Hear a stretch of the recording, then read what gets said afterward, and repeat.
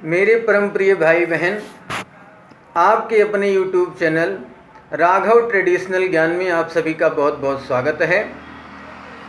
मित्रों, पिछले वीडियो में आप सभी ने प्रेजेंट इंडेफिनिट टेंस के इंट्रोगेटिव सेंटेंस का फर्स्ट रूल पढ़ा।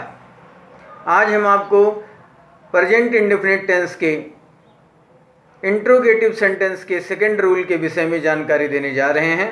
आशा करते हैं कि आप सभी इनसे लाभान्वित होंगे और इनसे बहुत कुछ सीखेंगे। मित्रों, आइए समझते हैं। इंट्रोगेटिव सेंटेंस मैं आपको कई बार बता चुका हूं कि इंट्रोगेटिव सेंटेंस का मीन्स होता है प्रश्नवाचक वाक्य। जिन वाक्यों से प्रश्न किया जाए, प्रश्न पूछा जाए, उसे प्रश्नवाचक वाक्य कहा जाता है, प्रश्न सूचक वाक्य कहा जाता है। मित्रों, इंट्रोगेटिव सेंटेंस के फर्स्ट रूल में प्रेजेंट इंडेफिनिट टेंस के मैंने आपको बताया कि उसमें जिन वाक्यों में सर्वप्रथम क्या शब्द सबसे पहले आए वो फर्स्ट इंट्रोगेटिव होता है, और जिन प्रेजेंट इंडेफिनिट टेंस के इंट्रोगेटिव सेंटेंस में जो दूसरा रूल है उसको आप अच्छी तरीके से ध्यान से सुनें और देखें।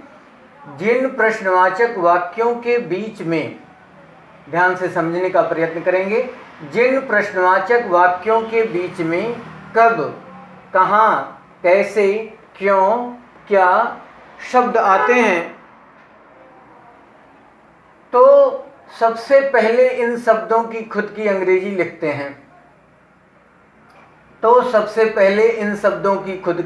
लिखते हैं। फिर कर्तानुसार अकॉर्डिंग टू सब्जेक्ट सहायक क्रिया हेल्पिंग वर्ब डू डज लगाकर मुख्य क्रिया मेन वर्ब की फर्स्ट फॉर्म अर्थात प्रथम अवस्था का प्रयोग करके अंत में क्वेश्चन मार्क अवश्य लगाते हैं। मित्रों, यदि प्रश्नवाचक वाक्य हो और उन वाक्यों में कब, कहाँ, कैसे, क्यों, क्या ये वाक्य यदि वाक्य के बीच में आते हैं तो सर्वप्रथम इनकी खुद की अंग्रेजी लिखते हैं। तो सबसे पहले इनकी खुद की अंग्रेजी लिखी जाएगी। खुद की अंग्रेजी का मतलब है, जैसे क्या शब्द वाक्य के बीच में आया तो व्हाट लिखेंगे, कब शब्द आया वाक्य के बीच में तो व्हेन लिखेंगे, कैसे आया तो हाउ लिखेंगे, क्यों आया तो व्हाई लिखेंगे। इन शब्दों की अंग्रेजी सर्वप्रथम लिख करके फिर आपको कर्ता के अनुसार अकॉर्डिंग टू सब्जेक्ट, यदि हमारा सब्जेक्ट सिंगुलर है तो आपको डज लगाना है, यदि आपका सब्जेक्ट प्लूरल है तो आपको डू लगाना है। उसके तुरंत पश्चात मेन वर्ब की फर्स्ट फॉर्म लिखी जाएगी। अंत में क्वेश्चन मार्क लगाना चाहिए। यदि आप क्वेश्चन मार्क नहीं लगाते हैं तो आपका सेंटेंस गलत माना जाएगा। तो देखें स्ट्रक्चर। सबसे पहले आपको क्वेश्चन वर्ड लिखना है। क्वेश्चन वर्ड कब, कहाँ, कैसे, क्यों, क्या ये क्वेश्चन वर्ड कहलाते हैं, प्रश्न सूचक शब्द कहलाते हैं। फिर आपको डू डज लिखना है। डू डज किसके अनुसार लिखेंगे? कर्ता अनुसार। ऊपर मैंने लिख दिया है आपकी जानकारी के लिए। सब्जेक्ट यदि हमारा सिंगुलर है तो डज लिखेंगे, सब्जेक्ट यदि हमारा प्लूरल है तो डू लिखेंगे। सभी सब्जेक्ट के साथ, दोनों सब्जेक्ट के साथ, चाहे सिंगुलर हो चाहे प्लूरल हो, वर्ब की फर्स्ट फॉर्म ही लिखी जाएगी। फिर आपको ऑब्जेक्ट लिखना है। ऑब्जेक्ट लिख करके क्वेश्चन मार्क लगाना है। एग्जाम्पल से समझते हैं उदाहरण। वह कहाँ रहता है? वह कहाँ रहता है? अब इस सेंटेंस से पता चलता है, ता है से पता चला कि ये हमारा सेंटेंस प्रेजेंट इंडेफिनिट टेंस का है, क्योंकि इस टेंस की पहचान ता है होती है और इसके वाक्य के बीच में कहाँ शब्द आया है। हम समझ गए कि ये प्रेजेंट इंडेफिनिट टेंस के इंट्रोगेटिव सेंटेंस का सेकंड इंट्रोगेटिव है। तो यहाँ पर कहाँ शब्द सबसे पहले आया है, इसलिए कहाँ शब्द की अंग्रेजी हम सबसे पहले लिख लिए वेयर। वेयर लिखने के बाद हम देखते हैं कि हमारा सब्जेक्ट सिंगुलर है, इसलिए हमने डज लिख दिया। डज लगाने के बाद हमें पुनः सब्जेक्ट लिखना था, हमारा सब्जेक्ट वह है इसलिए मैंने ही लिख दिया। ही लिखने के बाद मैंने मेन वर्ब की फर्स्ट फॉर्म लिखी, क्योंकि रहना क्रिया है तो रहना की अंग्रेजी लिव होती है। तो वेयर डज ही लिव, इस तरीके से सेकंड सेंटेंस में तुम स्कूल क्यों जाते हो। यहाँ पर क्यों शब्द बीच में आया, इसलिए क्यों शब्द की अंग्रेजी हमने सबसे पहले लिख ली। फिर उसके बाद हमने देखा हमारा सब्जेक्ट जो है वो प्लूरल है, मैंने डू लगाया। डू लगाने के बाद मैंने पुनः सब्जेक्ट लिखा यू, वाई डू यू। हमारी मेन वर्ब है जाना, इसलिए हमने गो लिखा।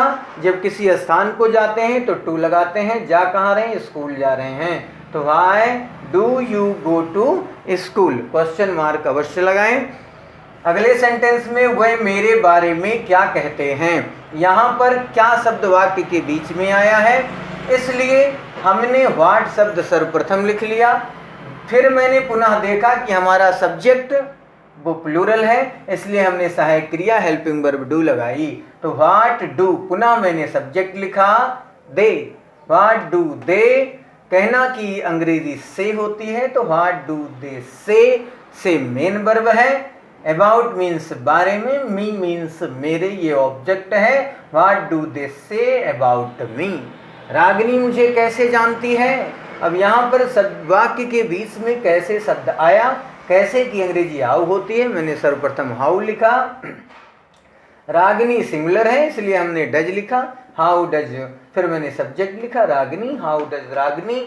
मेन वर्ब है, मुख्य क्रिया जानना है, तो know, how does Ragini know, किसे नो, मुझे know. How does Ragini know me. Next sentence में लड़के आज क्या पढ़ना चाहते हैं। लड़के आज क्या पढ़ना चाहते हैं, क्या शब्द वाक्य के बीच में आया। मैंने सर्वप्रथम व्हाट लिखा, व्हाट लिखने के तुरंत बाद देखा लड़के शब्द है, एक लड़कों से ज़्यादा है, प्लूरल है, बहुवचन है, इसलिए मैंने डू लगाया सहायक क्रिया। What do boys, boys means लड़के। अब दो क्रियाएं हैं, पढ़ना और चाहना। सबसे पहले क्रिया मेन वर्ब चाहना हो रही, तो वांट लिखा। दूसरी क्रिया को जोड़ने के लिए हमने इन्फिनिटिव टू का प्रयोग करके दूसरी क्रिया स्टडी लिखा। What do boys want to study today. मित्रों, आशा करते हैं कि इन सेंटेंसों से और इस रूल से आपको काफ़ी कुछ समझ में आया होगा। जिन भाइयों के बहनों के समझ में ये सब नहीं आ रहा हो, वो नीचे कमेंट बॉक्स में कमेंट करके मुझे अवश्य बताएं।